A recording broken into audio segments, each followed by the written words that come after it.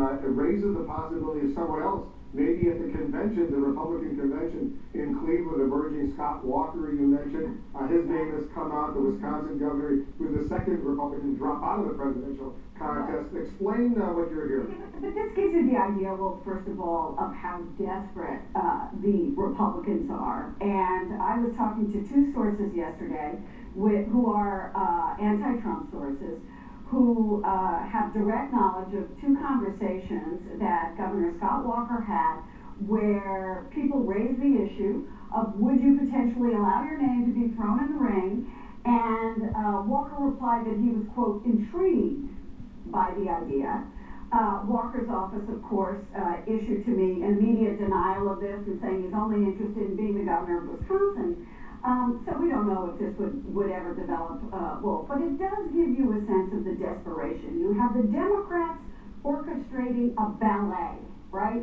They are so coordinated in their attacks on Donald Trump, you know, the president, Hillary Clinton, the vice president, and then you have a Republican train wreck. I mean, look at Manu's piece. I've never seen so many uncomfortable Republican senators trying not to answer a question about whether they support their own nominee. You won't even say his name. Exactly. I mean, that has to be unprecedented. And you're right. There is this, we're seeing this confusion on the Democratic side. Even between Hillary Clinton and Bernie Sanders, you're starting to see that come together. And yet you have Paul Ryan saying, sometimes you can't make this stuff up, when he's asked about Donald Trump going after him and Mitch McConnell still to this day. You heard the Republican senator in Manu's piece, Lamar Alexander from Tennessee, saying there is no nominee yet. Let's see what happens after the convention. Technically, he's right. There's a presumptive nominee, but the nominee will only be the nominee when that roll call occurs on the floor of the convention. And so there are these last gasp scenarios. The Walker thing is a last gasp scenario that people are kind of spinning out because they're trying to figure out a way to get around Donald Trump. I doubt very much that they're going to be able to do it. The fact that the establishment doesn't like Donald Trump is good for Donald Trump with his base, right? But he has to broaden that base, and Republicans are looking at these polls, Wolf. One recent one, 55% of Bloomberg poll, said they would never vote for Donald Trump under any circumstance.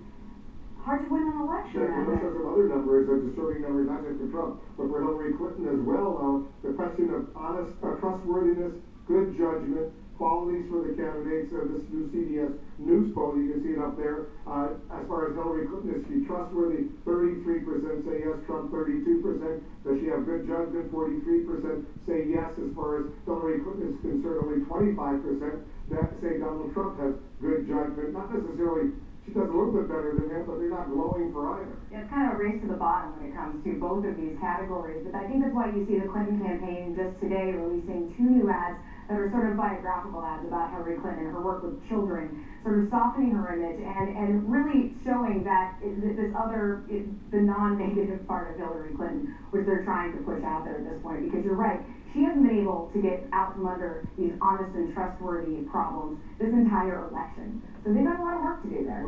Obviously, a lot of work to do, guys. Thanks very much, Jackie, Gloria, Manu. Thanks to you as well. Good report. Still to come.